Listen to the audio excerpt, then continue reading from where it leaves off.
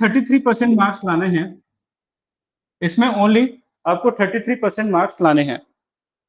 और इसका जो मार्क्स है, बाय द वे सपोज आपको 100 मार्क्स मिला आउट ऑफ 200, तो इसके मार्क्स के बेसिस पे डिसाइड होगा कि वेदर यू आर क्वालिफाइंग और नॉट, आप क्वालिफाई हो रहे हो कि नहीं हो रहे हो, इसके मार्क्स से डिसाइड होगा। नॉर्मली अगर आपने 100 मार्क्स ले आए तो उस साल कट ऑफ आप क्लियर कर लोगे, अगर 100 मार्क्स आपने ले आए, ठीक है। वैसे ये वाला जो पेपर है, इसमें आपने 33% मार्क्स ले आया तो आपका पेपर 1 चेक होगा। अगर इसमें 33% नहीं आया तो पेपर 1 चेक ही नहीं होगा, है ना। तो इसलिए इसमें जो दो मेजर क्वेश्चन है वो है इंग्लिश और मैथ्स, और इसके साथ रीजनिंग बोल सकते हो, ठीक है। ये सी सेट पेपर में ये दो इंपॉर्टेंट पार्ट है, इंग्लिश, मैथ्स एंड रीजनिंग। इसमें इतना कर लो कि एटलीस्ट 33% मार्क्स ले आए हम लोग। बट ये इटसेल्फ डिफिकल्ट होता जा रहा है लास्ट 2-3 ईयर से, है ना, 2-3 साल से इसमें भी क्वालिफाई करना थोड़ा डिफिकल्ट हो रहा है सी सेट में, क्योंकि लेवल ऑफ क्वेश्चन जो मैथ्स के हैं वो थोड़ा सा टफ होते जा रहे हैं धीरे धीरे करके। नॉट ओनली दिस, इंग्लिश का भी ऐसे ही हो रहा है। इसलिए मैं हर किसी से सजेस्ट करता हूँ, चाहे आप कोई भी मीडियम के हो, इंग्लिश का न्यूज़पेपर या इंग्लिश का जो न्यूज़ है माइंड में सुनो। जितना सुनते जाओगे, जितना पढ़ते जाओगे, उतना आपका पढ़ने का हैबिट बढ़ेगा इंग्लिश को, है ना। और जितना न्यूज़पेपर को फास्ट रीडिंग करके समझोगे, वही हेल्प करेगा आपको पैसेज रीडिंग करने में इसमें, ठीक है। तो इसका सबसे अच्छा तरीका ये है कि डेली न्यूज़पेपर पढ़ो। न्यूज़पेपर पढ़ने से ऑटोमेटिकली इंग्लिश वाला पार्ट इंप्रूव हो जाएगा। अब इंग्लिश वाले पार्ट में सबसे डिफिकल्ट क्या होता है? वोकैबुलरी, है ना। उसमें कोई लाइन लिखा है, कोई वर्ड लिखा है जो हमको समझ नहीं आता, सबसे बड़ा इश्यू यही होता है, और उसके कारण से पूरा लाइन पढ़ने का मोटिवेशन खत्म हो जाता है, यही होता है। तो क्या करो, आपके मोबाइल पे ओके गूगल को एक्टिवेट कर दो, या तो एलेक्सा को एक्टिवेट कर दो आपके मोबाइल पे, है ना। ये डाउनलोड कर लेना एलेक्सा करके, या ओके गूगल उसको एक्टिवेट कर लो अपने वॉइस के रिकॉग्निशन से। तो जब भी आप ओके गूगल बोलोगे तो क्या होगा, वो आपको पूछेगा क्या, तो आप उससे पूछो इसका मीनिंग क्या है, तो वो बता देगी तुरंत से। तो इसके बाद आपका रीडिंग कंटिन्यूअस हो जाएगा, रादर देन उसको पूरा वर्ड बाय वर्ड लिखते हुए सर्च करने से कोई मतलब नहीं है, टाइम वेस्ट हो जाता है, ठीक है। तो इंग्लिश वाले पार्ट का जब आप पैसेज रीडिंग करते हो तो मेक श्योर आपके पास मोबाइल पास में हो, या तो आपके पास अगर अलेक्सा है तो अलेक्सा पास में हो, या मोबाइल में अलेक्सा डाल सकते हो, आपके पास ऑप्शन होता है, ठीक है। ये 3 चीजें, ठीक। तो इंग्लिश वाला पार्ट और कैसे इंप्रूव होगा? दूसरा मैंने बोला कि डीडी न्यूज का 2 वर्जन आता है मॉर्निंग में, एक इंग्लिश वर्जन और एक हिंदी वर्जन, ठीक है ना, मॉर्निंग में ही आता है। तो वही न्यूज को वो हिंदी में भी बताता है, वही न्यूज को वो इंग्लिश में भी बताता है। तो इससे क्या होता है, हम लोगों को न्यूज पता रहता है, उसके बाद नए नए वर्ड्स इंग्लिश के सुनाई में दे आते हैं, तो इससे आपके लिए वो चीजें आसानी से समझ में आ जाती हैं, ठीक है। तो दूसरा सोर्स मैंने बोला है, पहला तो एलेक्सा था, एलेक्सा एंड ओके गूगल। दूसरा मैंने बोला डीडी न्यूज। ये हर किसी को करना है, जिसका भी जो भी लैंग्वेज हो उसको हर किसी को करना है, Alexa, okay Google, DD news वाला। देखो, कभी भी इंग्लिश सीखना है या इंग्लिश को पढ़ना है करके अलग से इंग्लिश की बुक मत पढ़ो अभी के लिए, है ना। आपके पास ऑलरेडी इतने सारे सब्जेक्ट्स हैं पढ़ने के लिए, जिसको आप हिंदी या इंग्लिश में पढ़ सकते हो, है ना। तो अल्टीमेटली अब नॉवेल अगर जो इसको पढ़ने की हैबिट है, उससे अच्छा नॉवेल से अच्छा कोई ना कोई बुक उठा के पढ़ लो, है ना, जो यूपीएससी से रिलेटेड है। अभी ये 2 या 3 साल का जिसका भी जितना भी जर्नी है, आपका कितना साल का है? नहीं, आप कौन से ईयर में दोगे? 24 आपके पास, हाँ, आप दोनों के पास अगले साल ही देने का है ना, आपके पास टाइम है ना, आपके पास भी टाइम है, ठीक है ना। आप भी शायद 3 साल बाद दोगे ना। हाँ, कृष्णा आप भी तो 3 साल बाद दोगे ना।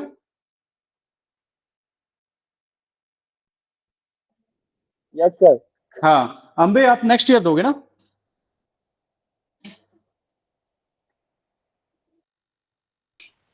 Yes sir. ओके, ठीक। तो अब क्या है, इवन एंटरटेनमेंट भी करना है, मूवीज भी देखना है, तो मेक श्योर आप इंग्लिश वाली मूवी देखो, है ना। जितने नए वर्ड्स, कहीं से भी वर्ड्स आए, मेरे पास नए नए वर्ड्स आते जाना चाहिए, अलग से पढ़ना नहीं है, पर मूवीज को भी अगर देखना है तो इंग्लिश में ही देखो, ठीक है ना। तो ये हुआ आपका इंग्लिश वाला पोर्शन। अब मैथ्स वाला पोर्शन को क्या करना है? ये जो मैथ्स वाला पोर्शन है, ये टाइम टेकिंग है और प्रैक्टिस, ये 2 चीज रिक्वायर्ड है। जिनका अगले साल ही देने का है, उनको मैथ्स का प्रैक्टिस, जिसका वीक है मैथ्स, उनको मैथ्स का प्रैक्टिस हर एक वीकेंड में करना है, 4 घंटा। हर एक संडे का 4 घंटा डेडिकेट कर दो कि मैथ्स मेरे को करना है। मैथ्स कैसे करना है? आर.एस. अग्रवाल की एक बुक होती है, उस आर.एस. अग्रवाल की बुक से एक-एक चैप्टर उठा-उठा के करते जाओ। उसमें पहले एग्जांपल्स दिए रहते हैं और उसके बाद आपके क्वेश्चंस दिए रहते हैं। ठीक है? एक चैप्टर होना ही चाहिए हर एक संडे को। ठीक है? मैं आपको बुक दिखा रहा हूँ।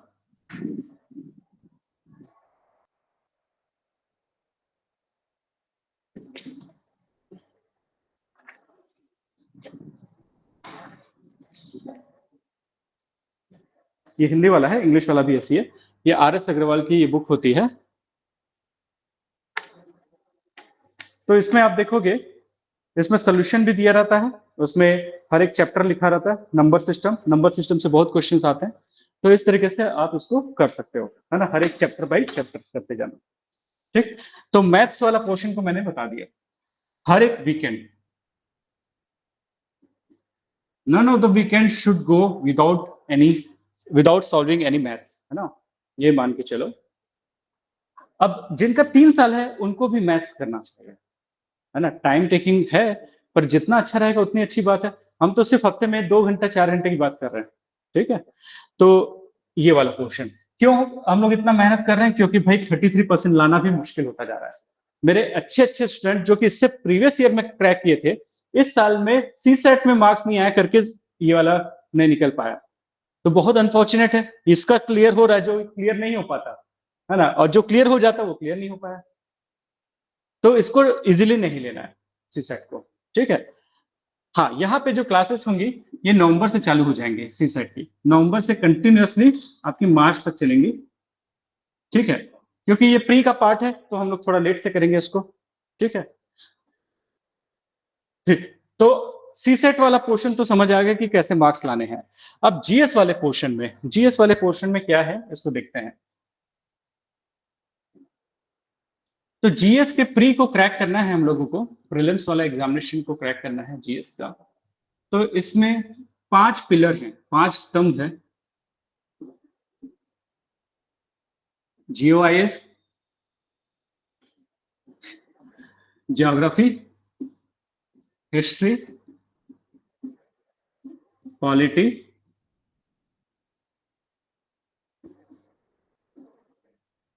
Economics and environment.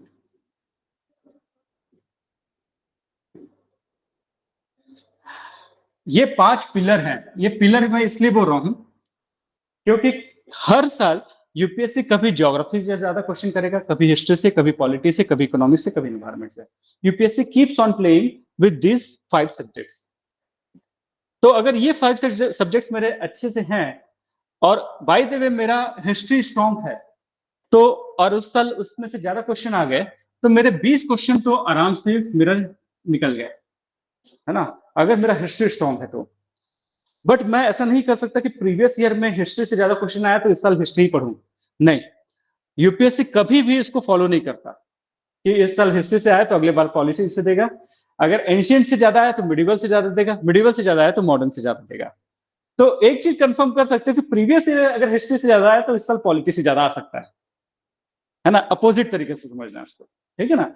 तो मतलब फिर भी मैं बता रहा हूं, अगर आपको 1 या 2 अटेम्प्ट का टारगेट करते हो, 1 या 2 मतलब क्या है कि जैसे मैं इस साल देने वाला हूं examination, but in any case मेरा इस साल का रिजल्ट आने में अगला साल हो जाता है।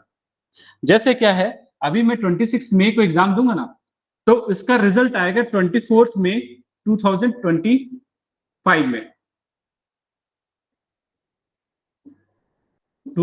2024 में अगले साल मैं एग्जाम दूंगा, तो इसका रिजल्ट आएगा 2025 में, और अगेन 26 को एग्जाम रहेगा अगले साल का प्रीलिम्स। तो इन एनी केस 2 अटेम्प्ट तो देने ही है आपको। इसका ही रिजल्ट आने में इतना टाइम लग जाता है।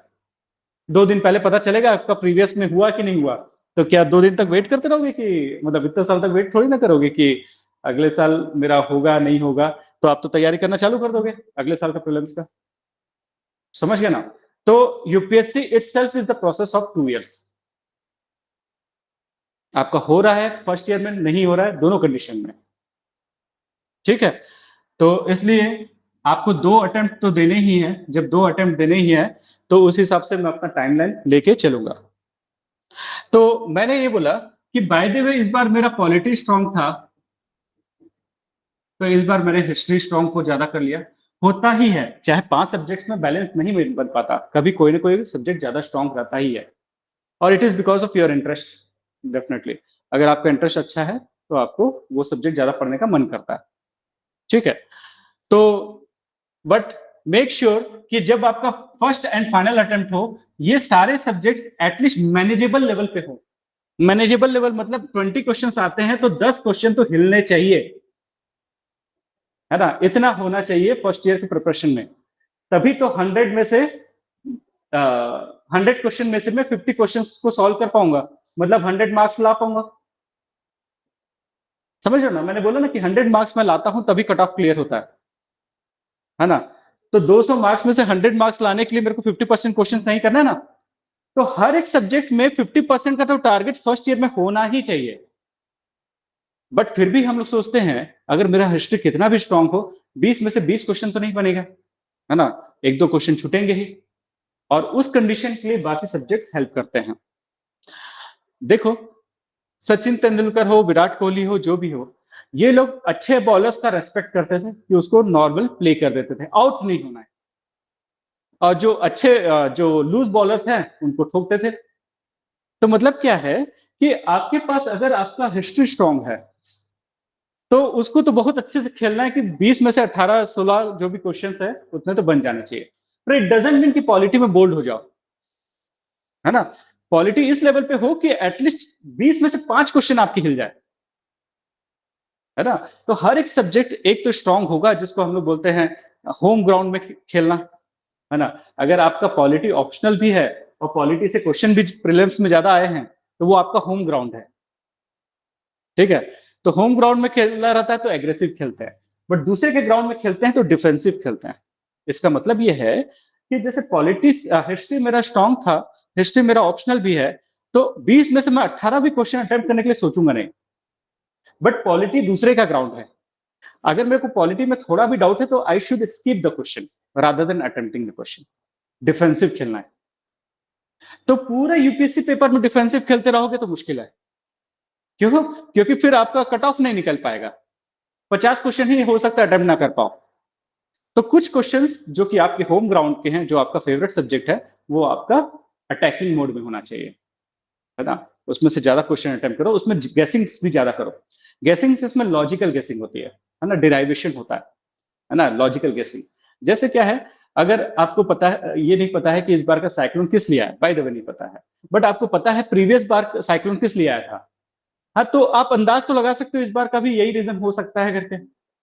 जैसे अगर दिल्ली में अर्थक्वेक कभी आया, अब इस बार जयपुर में आ गया अर्थक्वेक, तो दिल्ली में अगर अर्थक्वेक आ रहा है तो उसी के ज्यादा दूर नहीं है, 2-3 घंटे का रास्ता है जयपुर का। तो आप अंदाज लगा सकते हो। तो ये होता है लॉजिकल गेसिंग। तो लॉजिकल गेसिंग इज ऑलवेज अलाउड, होना ही चाहिए, इवन टॉपर्स भी यही करते हैं, है ना। लॉजिकल गेसिंग करते हैं कि ये तो नहीं होना चाहिए करके, तो ये होगा फिर आंसर, ठीक। तो प्री को क्रैक करने का तरीका मैंने बोला कि ये 5 स्तंभ, 5 जो पिलर्स हैं, ये मेरे एक मैनेजेबल लेवल पे तो होने ही चाहिए, और उसमें से 1-2 सब्जेक्ट ऐसे हो जो कि मेरा बहुत स्ट्रॉन्गेस्ट हो।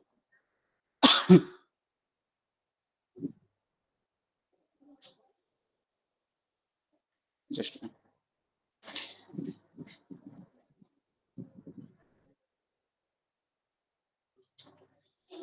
पानी बोलिए। अच्छा,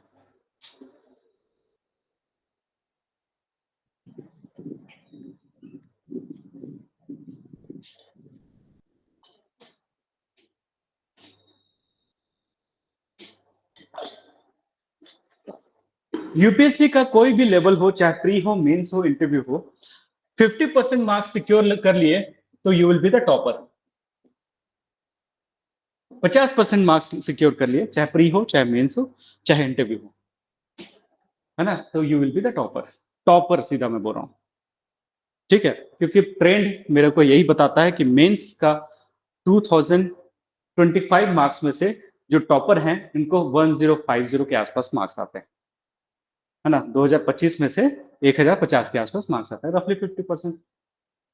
तो 50 से 55% इज द टॉपर्स मार्क्स, ठीक है? और जो कट ऑफ मार्क्स होता है 2025 में से आपको 700 या 800 के आसपास मार्क्स आ रहे हैं, तो आपका उस साल का ग्रुप ए का जॉब सिक्योर हो गया, है ना? अब भले आईएएस आईपीएस ना मिलती, लोअर वाला मिलेगा, पर वो ग्रुप ए का जॉब आपका सिक्योर हो गया, ठीक है? तो 700 800 आपका ये वाला लेवल है और 1050 ऊपर वाला लेवल है।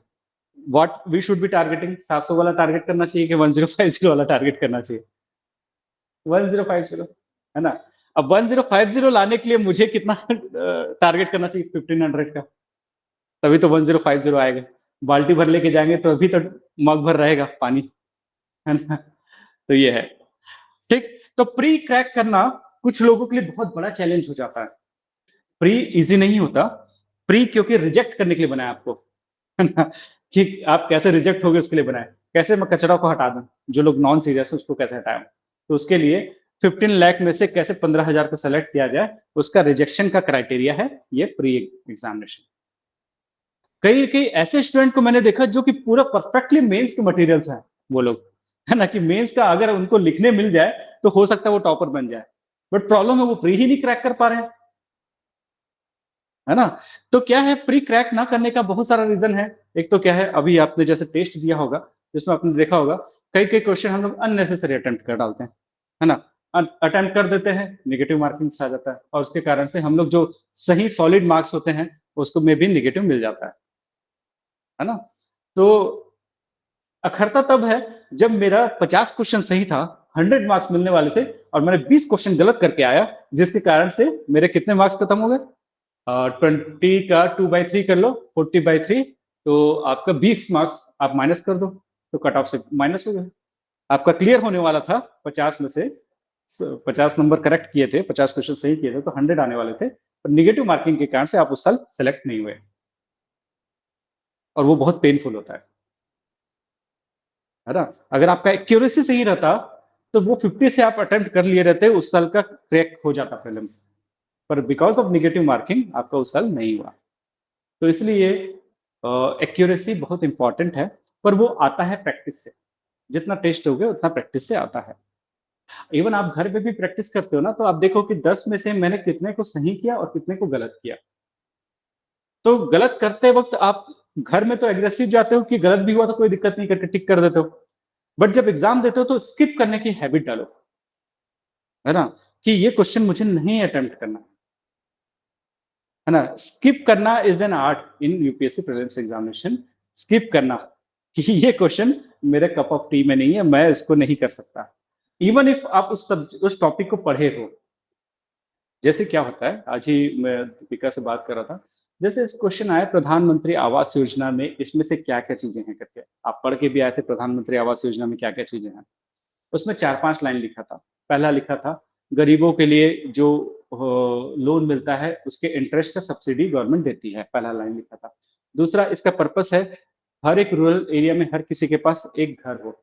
तीसरा लिखा था, जो लोग जिनके पास ये घर होगा, उनका ये एंश्योर करना है कि उनके 2 ही बच्चे हैं, 2 से ज़्यादा बच्चे होंगे तो उनको ये योजना का लाभ नहीं मिलेगा, है ना? चौथा आपने लिखा कि प्रधानमंत्री आवास योजना, इंदिरा आवास योजना का कंटिन्यूएशन है, बट प्रधानमंत्री आवास योजना में कुछ ऐसे चीजें हैं जो कि इंश्योरेंस से रिलेटेड हैं। कैसे? उसमें क्या लिखा है कि बाय द वे घर आपका टूटता है तो तो एलआईसी आपका इंश्योरेंस का भरपाई करेगी, जिससे आपका घर सही हो जाएगा, है ना? 4 लाइन। अब आपको आपको 2 लाइन पता था स्टार्टिंग का। पहला लाइन क्या था कि गवर्नमेंट आपको इंटरेस्ट में सब्सिडी देने वाली है, रूरल एरिया में घर बनाने वाली है। लास्ट के 2 के बारे में आपको पता नहीं है। पर आपको लगेगा मेरे को पता नहीं है, पर हो सकता है एलआईसी ऐसा करने वाली हो, हाँ, कि आपका घर टूटता है तो इंश्योरेंस करवाने वाली हो, तो आप उसको भी टिक करोगे, है ना? फिर थर्ड इन्फॉर्मेशन मैंने क्या बोला था कि अ थर्ड स्टेटमेंट क्या था? अ, आवाज़, हाँ, सर जिनके 2 बच्चे। इंदिरा आवास योजना का कंटिन्यूएशन है, ऐसा कुछ, है ना? तो वो भी फ़ॉल्स इन्फॉर्मेशन था। तो आर्टिफिशियली मैंने फ़ॉल्स इन्फॉर्मेशन 2 लाइन में लिख दिया, और पर आपको लगेगा हो सकता है मेरे को नहीं पता था। इसके कारण से आप ऑल ऑफ द अबव टिक कर दोगे। और वो यही चाहता है कि ऑल ऑफ द वो आप टिक करो। समझ रहे हो ना? कैसे ट्रिक है। वो जानता है कि आप कॉन्फिडेंट नहीं हो। वो जानता है कि कॉन्फिडेंट नहीं हो। तो आप ये जानना कि अगर 1 साल के सीरियस प्रिपरेशन में अगर आपने कोई स्टेटमेंट नहीं सुना है, इसका मतलब वो स्टेटमेंट है भी नहीं। अगर आपने प्रधानमंत्री आवास योजना में पढ़ा है और वो 2 लाइन आपके बारे में आपको नहीं याद आ रहा है, पर वो लिखा हुआ है कि भाई उसमें इंश्योरेंस मिलेगा आपको, घर टूट जाएगा तो उसका इंश्योरेंस मिलेगा। तो आपको नहीं, ऐसा कुछ नहीं है। आपको हैबिट होना चाहिए या तो करेज होना चाहिए कि मैं उसको कैंसल कर सकूँ, नहीं ये ऑप्शन गलत है करके। इसका मतलब क्या है, मैं उस योजना को मेंस के हिसाब से पढ़ा हूँ, पहला चीज़, तभी मैं प्री को सही कर पाऊँगा।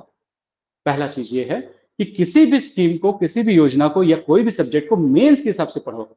क्यों मेंस के हिसाब से पढ़ो? अगर मेरे को लिखने बोला जाता कि प्रधानमंत्री आवास योजना के बारे में लिखो, तो आप बहुत सारा चीज़ लिखते। तो उस हिसाब से जब मैटर तैयार करोगे, तब प्री में से 4 लाइन उसके आएँगे, है ना? अब उसमें से आपको पता है कि भई प्रधानमंत्री आवास योजना में मैं जितना भी पढ़ा हूँ, वो कॉम्प्रिहेंसिव पढ़ा हूँ, उसमें ये लाइन कहीं नहीं था। तब आप प्री में सही कर पाओगे। इसलिए तैयारी पहले मेंस की होती है, प्री की बाद में होती है। ठीक है ना? मुख्य परीक्षा की पहले तैयारी होती है। दूसरा कॉन्फिडेंस, है ना? अगर पढ़ ली हो तो कॉन्फिडेंट हो। कॉन्फिडेंस क्यों नहीं आता? क्योंकि रिविज़न नहीं किए रहते, है ना? अब क्या हुआ? बाय द वे, रिविज़न का कितना इम्पोर्टेंस है समझना। जैसे प्रधानमंत्री आवास योजना को एक ही बार पढ़ा था, तो डेफिनिटली आप कॉन्फिडेंस उतना नहीं रहोगे, है ना? तो जैसे ही क्वेश्चन आया प्रधानमंत्री आवास योजना, अरे मैंने तो पढ़ा है करके इसको, और उसको मैं फोर्सफुली अटेम्प्ट करूँगा मैं। क्यों? क्योंकि मैंने पढ़ा है। बट आपने रिवाइज़ नहीं किया करके कन्फ्यूज़्ड हो गए और उसको गलत करके आ गए। रिविज़न का इतना बड़ा इम्पोर्टेंस है। तो रिविज़न करने से आप कन्फर्म्ड हो जाओगे कि ये लाइन नहीं है। आपका आपके ऊपर कॉन्फिडेंस आता है रिविज़न करने से। ठीक है? तब आप बोल के पाओगे कि नहीं, statement 1 and 2 is correct, statement 3 and 4 is wrong. ठीक है? दैट्स व्हाई रिविज़न अगर होता है, नेगेटिव मार्किंग कम होता है ना? तो रिविज़न का इतना बड़ा इम्पोर्टेंस है। ठीक है? तो प्री थोड़ा-सा अलग टेक्निक है। मैंने बोला ना, आप मेंस के मटीरियल हो सकता है प्री के मटीरियल ना हो, है ना? तो इसलिए आपको एमसीक्यू जब सॉल्व करते हो, तो पहला चीज़ जो इम्पोर्टेंट है,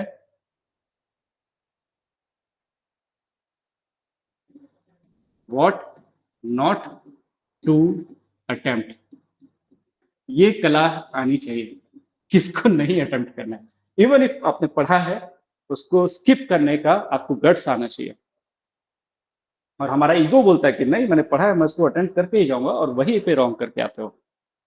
ठीक है ना? What not to attempt pre में। तो एक चीज़ एंश्योर करो, अगला मैं जब भी टेस्ट लूँगा, एटलीस्ट एक क्वेश्चन आपका स्किप होना चाहिए, क्योंकि डेफिनिटली आपको सारा क्वेश्चन तो नहीं पता रहेगा, है ना? तो अगर 50 क्वेश्चन में से एक क्वेश्चन स्किप तो होना ही चाहिए। नहीं हो रहा है, मतलब आप पर्पसफुली, फोर्सफुली अटेम्प्ट कर रहे हो उसको। सारे इन्फॉर्मेशन तो पता हो नहीं सकते आपको, ठीक है? तो मैं देखूँगा आप लोगों का कि स्किप कर रहे हो कि नहीं क्वेश्चन, ठीक है? सेकंड चीज़ है कॉन्फिडेंस, और ये कॉन्फिडेंस कैसे आता है? रिविज़न से, रिविज़न से, रिविज़न से आता है कॉन्फिडेंस। तो प्री के लिए 2 चीज़ें मैंने बोला, पहले नॉट क्या नहीं अटेम्प्ट करना है, दूसरा कॉन्फिडेंस कैसे आएगा? रिविज़न करने से। तो रिविज़न इज़ इम्पोर्टेंट। अब रिविज़न कैसे किया जाए? रिविज़न करने का फ्रीक्वेंसी होता है। रिविज़न करने का फ्रीक्वेंसी होता है।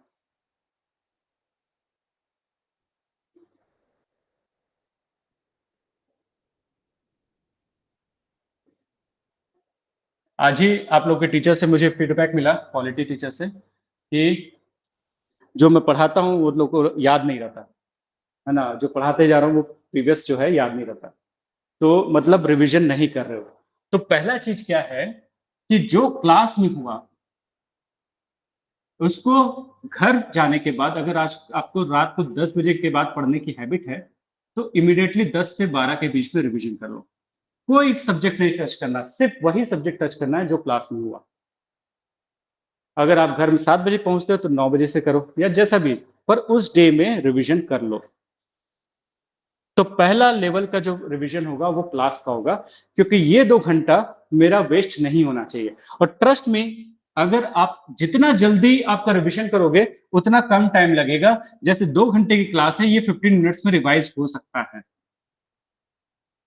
बशर्ते आप उसी दिन रिवीजन कर रहे हो। सेकंड, जब क्लास में हुआ आपने उसको नोट डाउन किया है।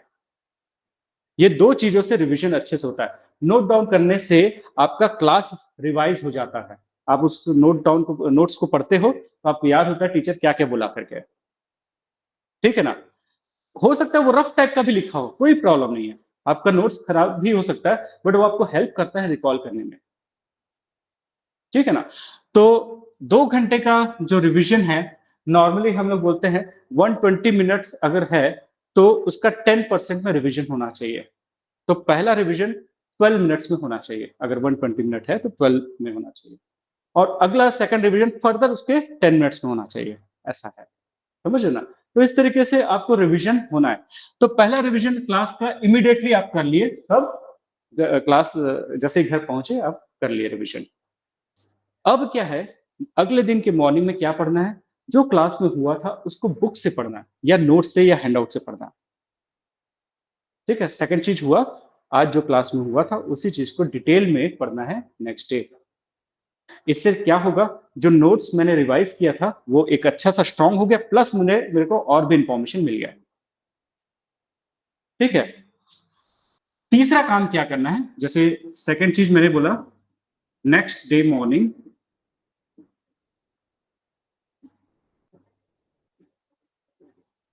मॉर्निंग में उसको बुक से पढ़ना है। ठीक है?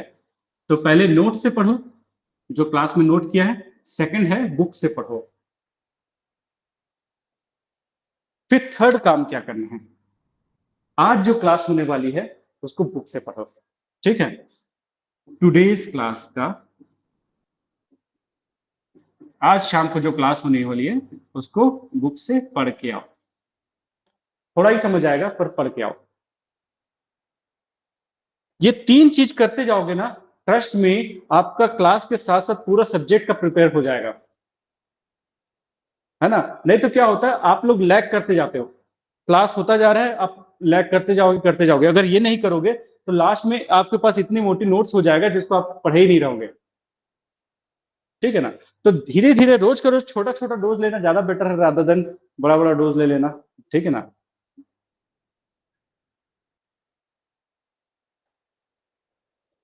एक मेरी कज़िन है ना? तो मैरिज वगैरह होने वाली थी उसकी। बट क्या है कि मैरिज से पहले थोड़ा 1-2 साल पहले हेल्थ बढ़ गई थी। है ना? अब वो शादी होने वाला है तो हेल्थ कम करना है करके। तो वो पूछी कैसे हेल्थ कम होता है? तो मैंने बोला था कि नींबू, सुबह गर्म पानी में नींबू पियो, है ना? तो आपका फैट रिड्यूस होगा करके। अब वो सोची कि जल्दी करना है, तो 2-2 नींबू का निचोड़ के, है ना? गर्म पानी में पीने लग गए। वो पूरा अंदर तक अल्सर टाइप का हो गया उसका, क्योंकि एसिड होता है ना? तो क्या है इसका सार क्या हुआ, जीस्ट क्या है कि कोई भी जो डोज़ है, वो उस डे के लिए रहता है। ऐसा नहीं कि उसको एक ही दिन में कवर कर सकते हैं, नहीं हो पाता। ठीक है ना? तो वो कंटीन्यूअस प्रोसेस है। तो अगर ये प्रोसेस फ़ॉलो करोगे ना, तो एक और बेनिफिट होगा। जैसे आज जो टॉपिक होने वाला है, आप उसको पढ़ के आए हो बुक से। जब बुक से पढ़े रहते हो तो कुछ चीज़ें समझ आती हैं, नहीं आती, कुछ चीज़ें नहीं आती। ठीक, होता ही है ऐसा, है ना? क्योंकि वो टॉपिक हुआ नहीं है क्लास में, तो कुछ चीज़ें समझ आएँगी, कुछ चीज़ें नहीं आएँगी। But at least you are familiar with the words जो कि टीचर यूज़ करने वाला है। ऐसे वर्ड्स आपके माइंड में आ जाएँगे, जो टीचर यूज़ करने वाला है। तो मैंने एक प्रीवियस क्लास में बोला था कि अगर ऐसे वर्ड जिसको आप पहले सुने हो, दोबारा जब सुनते हो, तो आपको रिटेन करना ईज़ी होता है, रादर देन कोई नया वर्ड को सुनो। है ना? जैसे मैंने बोला कि डिस्कॉर्डेंट जो मैं बोल रहा था, डिस्कॉर्डेंट अगर मैं बोल रहा हूँ, तो ये वर्ड अगर आपने बुक में पहले पढ़ा हुआ है, इसके बाद आपने आज क्लास में सुना, तो आपको कनेक्शन फ़ील होगा और कनेक्शन से इंटरेस्ट आएगा, है ना? इंटरेस्ट आएगा। और कोई चीज़ को ना क्यूरियोसिटी के बाद अगर एक्सप्लेन किया जाए, तो वो ज़्यादा अच्छे से समझ आता है रादर देन सिंपली एक्सप्लेन कर दिया जाए। आपके माइंड में क्वेश्चन उठा कि ये मुझे समझ नहीं आया था। अब टीचर जब टीचर पढ़ाया तो उससे 90% तो रिज़ॉल्व हो गया, पर फिर भी मेरे कुछ माइंड में कुछ क्वेश्चन है, तो मैं टीचर से क्वेश्चन करूँगा और उसके बाद जब आंसर मिलेगा मेरे को परमानेंटली याद हो जाएगा वो। कैसे? इसका तरीका हमारा माइंड इसी तरीके से काम करता है। जब आपका माइंड किसी चीज़ पे एनर्जी खर्च किया रहता है ना, उसके बाद उसको आउटपुट चाहिए। जैसे आप जब बुक पढ़े, कोई चीज़ समझ नहीं आया था, तो आपका माइंड ने ज़्यादा एनर्जी खर्च किया। अब टीचर ने जब बता दिया कि इसका एक्सप्लेनेशन ये है, तो उसका आउटपुट उसको मिलने लग गया ब्रेन को। हाँ, उस समय जो पढ़ा था, उसमें जो डाउट हुआ था, वो क्लियर हो गया। ऐसे बताने से क्या होता है, माइंड में परमानेंटली वो रिटेन हो जाता है। जैसे एक एग्ज़ाम्पल है, आप स्कूल टाइम में या कॉलेज टाइम में कभी एग्ज़ाम दे के आए और कोई ऐसा क्वेश्चन था जो आपको पता नहीं था, पर फिर भी पता था, फिर भी आप कुछ गलत करके आ गए, है ना? एग्ज़ाम में कुछ पता था, फिर भी गलत करके आ गए, ऐसा होता है। फिर आप जब ना जैसे ही बाहर निकले तो आंसर देखे, अरे! मुझे पता था इसका यही आंसर होगा और वो आंसर परमानेंटली याद हो जाता है आपको। अभी एग्ज़ाम नहीं फिर भी मैं को वो क्वेश्चन पूछूँगा, जो क्वेश्चन में आप गलत करके आए थे, वो आपको हमेशा याद रहेगा। हमारा ब्रेन इसी तरीके से काम करता है। मेरे को ना अपने समय में स्कूल टाइम में मेरे को ना वो जो अर्लियर जो एंसेस्टर है, आदि मानव है, उनका नाम जो था मुझे याद नहीं होता था। जैसे निएंडरथल, होमो सेपियंस, है ना? और सिनेंथ्रोपस पैकिनेंसिस। तो ये जो तीसरा मैंने बोला सिनेंथ्रोपस पैकिनेंसिस ये मुझे याद नहीं होता था और अभी तक याद है मुझे। क्योंकि क्वेश्चन में वो पूछा, मेरे को याद था पर वहाँ पे याद नहीं आया। तुरंत से जाके मैंने देखा सिनेंथ्रोपस पैकिनेंसिस हाँ, अरे यार! मेरे को याद नहीं आया करके। अभी तक याद है मेरे को सिनेंथ्रोपस पैकिनेंसिस। फिर ऐसे एक था मेडुला एब्लंगाटा करके ना जो एक होता है ना बोन क्या कुछ होता है।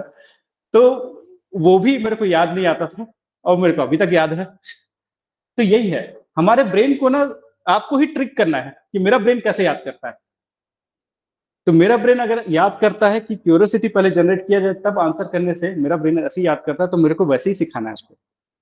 तो वैसा सिखाने के लिए पहले मैं पढ़ के आऊँगा बुक और बुक पढ़ के आऊँगा, टीचर से क्वेश्चन करूँगा। एक तो 2 बेनिफिट होगा, टीचर के लिए भी चैलेंज होगा, आप पढ़ के आए हो, इससे टीचर ज़्यादा प्रिपेयर करके आएगा, है ना? दूसरा, आपका प्रिपरेशन ज़्यादा अच्छे लेवल पे हो रहा है, आपको कॉन्फिडेंस आएगा क्योंकि मेरे को बाकी से ज़्यादा अच्छा पता है, आप पढ़े हुए हो उसको, ठीक है ना? तरीका ये है। तो रिविज़न का तरीका पहले आज की क्लास के बाद इमीडिएटली, सेकंड नेक्स्ट डे उसी से रिलेटेड बुक पढ़ना, थर्ड आज जो क्लास होने वाली है उसको पहले से पढ़ना और फिर से वही साइकिल चलेगा, ठीक है? फिर से वही साइकिल चलेगा। अब ये हो गया, ऐसे करते हुए आपको पूरा वीक हो गया, हफ्ता हो गया, संडे छुट्टी है ना? संडे छुट्टी है तो आपके लिए तो ऑलरेडी 4 घंटे का वर्क है संडे के लिए और वो कौन-सा है 12 से 4 आप मैथ्स सॉल्व करने वाले हो, जो मैंने इससे पहले बताया मैथ्स सॉल्व करने वाले हो। तो सुबह जो 10 से 12 है ना? या तो 10 से 12 या 9 से 11 जो है, उस समय आप क्या करो, ये जो हफ्ते भर में जो भी चीज़ें आपने पढ़ा है, उसको एक बार कवर करें, है ना? हफ्ते में कर देने से ये पूरा हफ्ता आपका फ्रूटफुल है, सबसे ज़्यादा फ्रूटफुल है। आप जो भी पढ़े हो, मोस्टली आपको याद है। आपको ये पता है, किसी के मरने से हम लोग दुखी क्यों होते हैं? आप सोचो थोड़ा-सा, जैसे हमारा कोई क्लोज़ है ना? उसकी डेथ हो गई, एक्सपायर कर गया, तो हम लोग को दुःख क्यों होता है? रिलेशन उसके साथ अच्छा रहता है ना? तो क्या तो रिलेशन अच्छा होता है, तो बेचारा उसका तो कोई नुकसान उसका जो नुकसान था तो बहुत बड़ा नुकसान हुआ, क्योंकि वो अपना जिए रहता तो और एन्जॉय किए रहता। हमको दुःख क्यों होता है पता है? क्योंकि मैंने उस पर्सन के साथ टाइम एंड एनर्जी स्पेंड किया था, है ना? हमारा एक अच्छा रिलेशन था, जो कि फ्यूचर में भी हमारा एक गुड टाइम के लिए हेल्प करता और मैं भी उसके लिए हेल्प करता। आप किसी फ्रेंड के साथ आप रिलेशन रखते हो स्कूल टाइम से, है ना? तो स्कूल टाइम से आपकी अच्छी बॉन्डिंग हो जा रहती है। इसके बाद कॉलेज में कभी भी फ़ोन करते हो तो वो आ जाता है या आप उसको फ़ोन करते हो तो आप पहुँच जाते हो। क्यों? क्योंकि आप स्कूल टाइम से आपने उसको बहुत टाइम दिया, उसने भी आपको बहुत टाइम दिया। है ना? क्या होता है जब हम लोग अपना एनर्जी इन्वेस्ट किए रहते हैं कहीं पे, किसी भी रिलेशन में, तो हम चाहते हैं कि फ्यूचर में भी उसका रिजल्ट आता रहे और हम भी उसको रिजल्ट देते रहे, कि कभी भी मेरे को तकलीफ हो तो वो आ जाए और उसको तकलीफ हो तो मैं आ जाऊँ। फादर मदर के साथ भी ऐसा है, क्योंकि हमको पता है कि हमको सबसे ज़्यादा पसंद करने वाला इस दुनिया में वो फादर मदर है। है ना? जो सबसे ज़्यादा वैल्यू करता है। अगर उसमें से कोई एक खत्म हो गया मतलब 1% खत्म हो गया जो कि आपको वैल्यू करता था। है ना? क्योंकि आपका बेबी आएगा तो आप उसको वैल्यू करोगे रादर देन वो आपको वैल्यू करेगा। वो गारंटी नहीं है कि वो आपको वैल्यू करेगा पर आप उसको वैल्यू दोगे। है ना? तो यही चीज़ है। तो मैं ये बताना चाह रहा था रिलेशंस में इन्वेस्टमेंट जब हम लोग करते हैं, तो उसमें टाइम एंड एनर्जी रहता है और उसके जाने से हम लोग को दुःख होता है क्योंकि भई एक तो अच्छा टाइम स्पेंड किए थे, फ्यूचर में भी हम लोग उसके साथ अच्छा टाइम स्पेंड किए रहते, है ना? तो वो फ्यूचर का जो हमारा आगे का जो था, वो वेस्ट हो गया, है ना? मैंने कहीं पे इन्वेस्टमेंट लगाया कि डबल दुगना प्रॉफिट देने वाला है और वो दुगना प्रॉफिट मिला नहीं, तो दुःख क्यों हुआ? क्योंकि वो 2 साल में मेरे को जो प्रॉफिट मिलना था वो नहीं मिला प्लस ये 2 साल जो मैंने पैसा मेरा अटका हुआ था उसमें भी मैं कुछ किया रहा था। जैसे 10,000 मैंने डाला, वो 2-3 साल बाद 20,000 होने वाला है बाय द वे। तो 3 साल बाद 20,000 नहीं हुआ, आपको दुःख हुआ, है ना? आपको लगा कि ये 10,000 का मैं उस समय यूज़ किया रहता तो वो पढ़ाई कर लिया रहता, मैं कोचिंग कर लिया था या मैं कुछ और कर लिया रहता, है ना? बट मेरा वेस्ट हो गया करके। प्लस जो उम्मीद थी कि मेरा 10,000 और होने वाला है, वो उम्मीद टूट गई। भले वो 10 की जगह 12 करके दिया आपको, पर फिर भी आप दुखी हो गए, क्योंकि उम्मीद आपकी ज़्यादा की थी। तो जब कोई रिलेशन में जब अपन जाते हैं, तो उम्मीद भी बढ़ती है, आशा जो होती है ना? एक एक्सपेक्टेशन है, वो भी बढ़ती है। अब ये क्यों मैं लेक्चर दे रहा हूँ, इसका रीज़न ये है कि जब हम लोग क्लास करते हैं ना, तो इस क्लास का आउटपुट ये है कि वो आपके ब्रेन में रहे और उसका आउटपुट ये है जब आप उसका आंसर अटेम्प्ट करो। तो ये 2 घंटे का परफेक्ट यूटिलाइज़ेशन क्या है? परफेक्ट यूटिलाइजेशन तब है जब आप एग्जाम के दिन में एक्चुअल में इसका आंसर करेक्ट करके आओ। यही इसका परफेक्ट यूटिलाइजेशन है। क्योंकि आपने साल भर क्लास किया है, साल भर पढ़ाई किया है, तो टोटल आपने हो सकता है 400-500 घंटा पढ़ाई किया मिनिमम, है ना? एक सब्जेक्ट पे और उस 400-500 घंटे को 2 घंटे में आपको निकालना है ना? तो उस 400-500 घंटे को रिविज़न करके रिटेन करने में जब रखोगे तभी उस 400-500 घंटे का यूटिलाइजेशन है, अदरवाइज़ वो वेस्टेज है ना? तो मैं जो टाइम देता हूँ वो एक मनी है, वो एक पैसा है, मैं जो टाइम दे रहा हूँ। अगर मैंने उसको यूटिलाइज़ नहीं किया, तो वो 2 साल बाद वो वेस्ट हो जाएगा और उस समय मेरे को 2 घंटे में अखरेगा कि मैंने उसको पढ़ा क्यों नहीं अच्छे से, है ना? तो ये प्रोसेस है जिसमें एक एस्पिरेंट जाता है तब समझ आता है। तो मैं एक एस्पिरेंट आपको बता रहा है, तो आप समझ जाओ, है कि नहीं? तो ये जो पढ़ाई करते हो क्लास का 2 घंटा भी, अगर ये 2 घंटा मेरे ब्रेन में आ गया, तो उसका परफेक्ट यूटिलाइज़ेशन है। ये 2 घंटा मेरे ब्रेन में आ जाना चाहिए। समझे कि नहीं? है ना? ठीक। तो रिविज़न का एक और रिविज़न होना है। पहला रिविज़न तो बता दिया मैंने कब होना है। सेकंड रिविज़न वीक में होना है और तीसरा रिविज़न होना है मंथ में,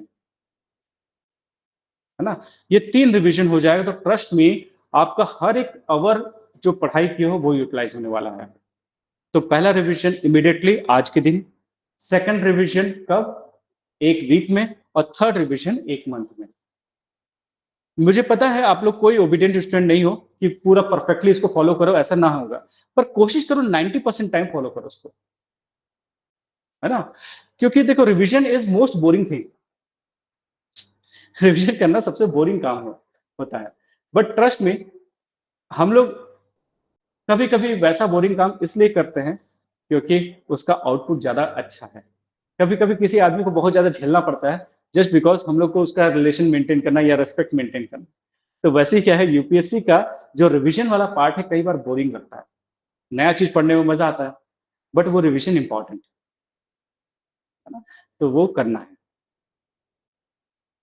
एक जो जिम जाता है ना? वो बहुत ज़्यादा हार्ड वर्क करता है, बहुत मेहनत करता है। क्यों करता है? उसको पता है कि जब हार्ड वर्क करने के बाद 1-2 महीने बाद उसको मसल्स बनेंगे। क्या उसको पसंद आता होगा हार्ड वर्क करना? किसको पसंद आएगा हार्ड वर्क करना? किसी को नहीं पसंद आता। बट उसको पता है उसका रिज़ल्ट निकलेगा। वैसे रिवीजन एक हार्ड वर्क है, रादर देन पढ़ना से ज्यादा हार्ड वर्क है रिवीजन, और इसलिए हर कोई नहीं कर पाता, और हर कोई नहीं कर पाता इसलिए हर कोई यूपीएससी में सेलेक्ट नहीं हो पाता। तो अगर मैं बोलूं एक सिलेक्शन और रिजेक्शन के बीच में, एक एस्पिरेंट के बीच में क्या डिफरेंस था, तो एक एस्पिरेंट जो है, जो सक्सेसफुल हुआ, वो रिवीजन करता था, पढ़ाई तो हर कोई करता था। गेटिंग इट, है ना? तो रिवीजन आपको सक्सेस तक लेके जाएगा। ठीक है,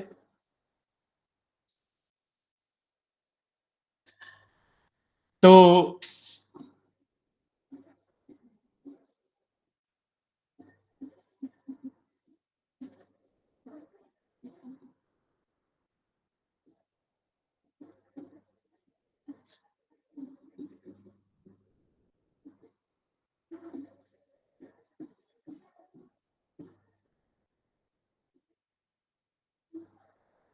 ठीक है, read, revise, revise, revise, retention, तब रिजल्ट। ठीक है,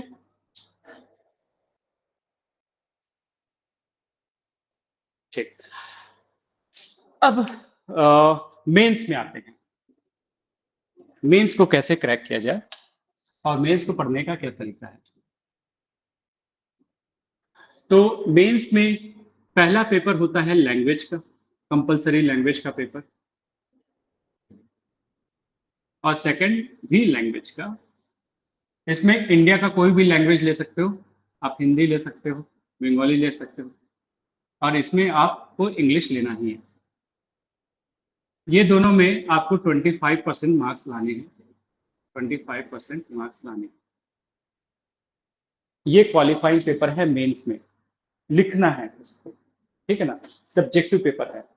तो पहला दो पेपर मेंस के ये हैं। ये मेंस कब होगा? सितंबर में। जब आप मई में एग्जामिनेशन दे के आओगे, उसके 10 से 15 दिन के अंदर रिजल्ट आ जाते हैं, आपको पता चल जाता है कि इस बार आप मेंस लिखने वाले हो कि नहीं लिखने वाले हो।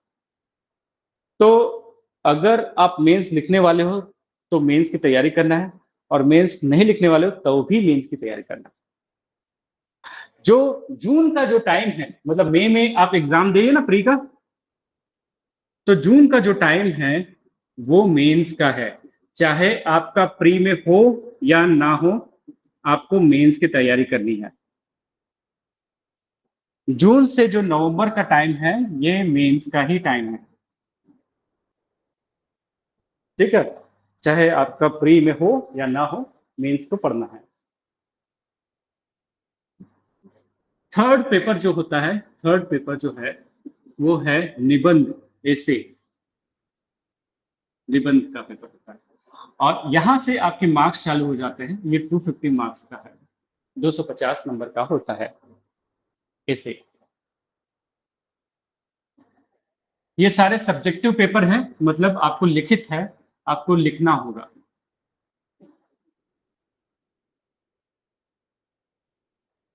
ऐसे फिर पेपर 4 जो है वो है जीएस पेपर 1। जीएस का पहला पेपर आ रहा है, जिसमें आपको भूगोल, ज्योग्राफी, इतिहास, history, art and culture, society, ये सारे क्वेश्चन आपके हैं जीएस पेपर 1 में। ये भी अगेन 250 मार्क्स का पेपर है, 250 मार्क्स का पेपर है।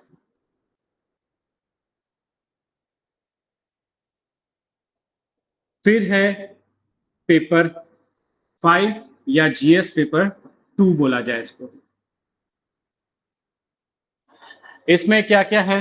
इसमें है पॉलिटी, इंडियन पॉलिटी, राजनीति, प्लस इंटरनेशनल रिलेशन, अंतरराष्ट्रीय संबंध, पॉलिटी प्लस आईआर। ये भी 250 मार्क्स का पेपर है। तो 250 प्लस 250 प्लस 250 कितने मार्क्स हुए? 750, क्योंकि ये तो क्वालिफाइंग है। तो सबसे पहले पेपर कौन सा चेक करेगा? यूपीएससी वाला ये दोनों को चेक करेगा।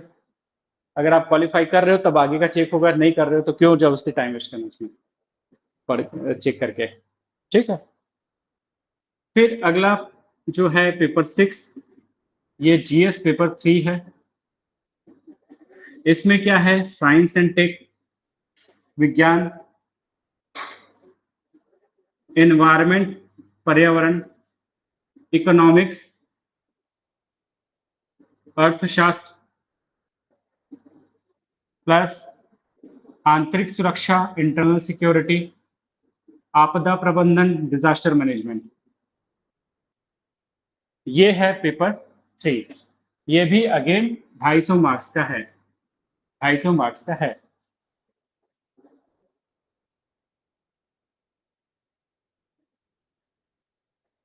Science and tech, environment, economics, internal security, disaster management, ये भी 250, तो 1000 मार्क्स हो गए। अब है 7 नंबर का पेपर, एथिक्स, नीति शास्त्र, integrity and aptitude. Ethics, integrity and aptitude GS का पेपर 4 है, वैसे पेपर 7 है। पेपर 1, 2, 3, 4, 5, 6, 7, 7 पेपर हो गए। और मार्क्स कितने हुए, 250 से 250, 500, 1000, और कितने हुए 1250, ये भी 250 मार्क्स का है। फिर 2 पेपर आपके ऑप्शनल के हैं, पेपर 8 एंड पेपर 9। ये आपका पेपर ऑप्शनल का पेपर 1 और ऑप्शनल का पेपर 2। एक ऑप्शनल आपको चूज करना होता है, उस ऑप्शनल का पेपर 1 एंड 2 दोनों मिला के 500 नंबर के होते हैं।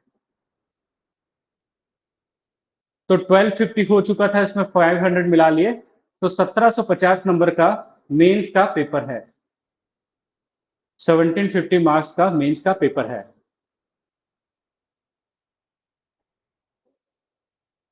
फिर अगर आपका मेंस का कट ऑफ क्लियर होता है तो you will be called for the interview, आपको इंटरव्यू के लिए बुलाया जाएगा। और इंटरव्यू का जो मार्क्स होता है वो 275 मार्क्स का होता है।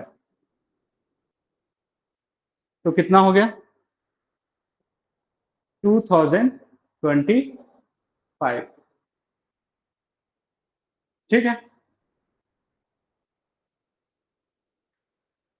तो मेंस का मार्क्स प्लस इंटरव्यू का मार्क्स मिला के आपका मेरिट डिसाइड होता है।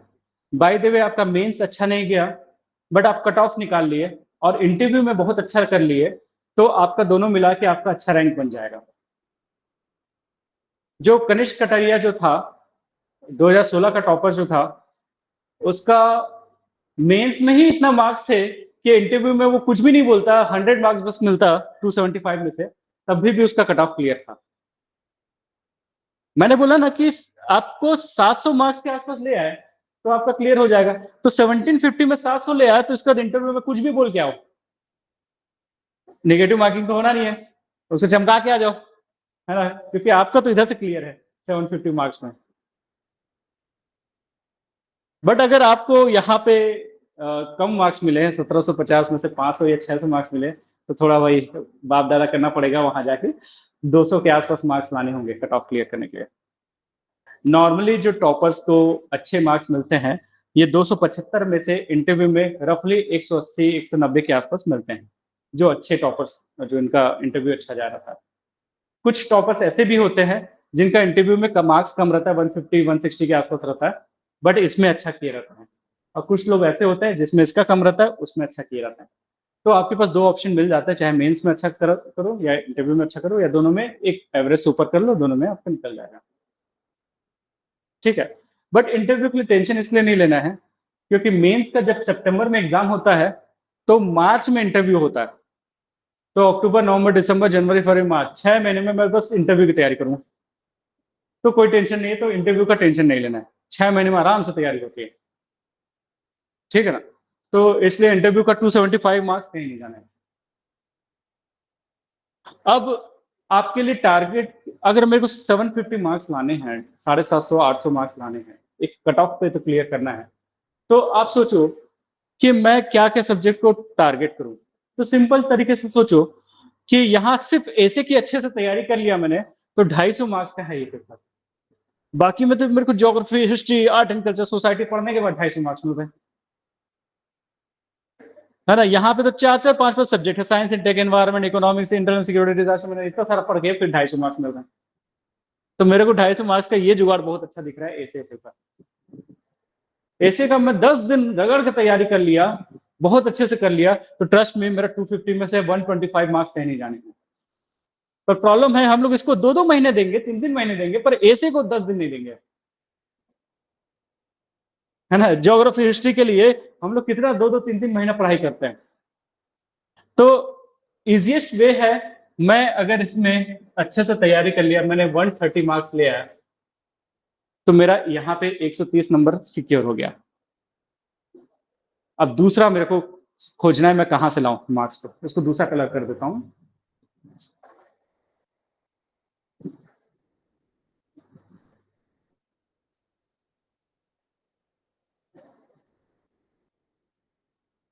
हाँ, अंबे, आ रही है आवाज़? कुछ डाउट रहेगा यस तो सर। पूछते रहना। हाँ, पूछते रहना कोई भी डाउट होगा तो। Okay sir. हाँ, ये क्या घूम फिर के वही कलर होता है?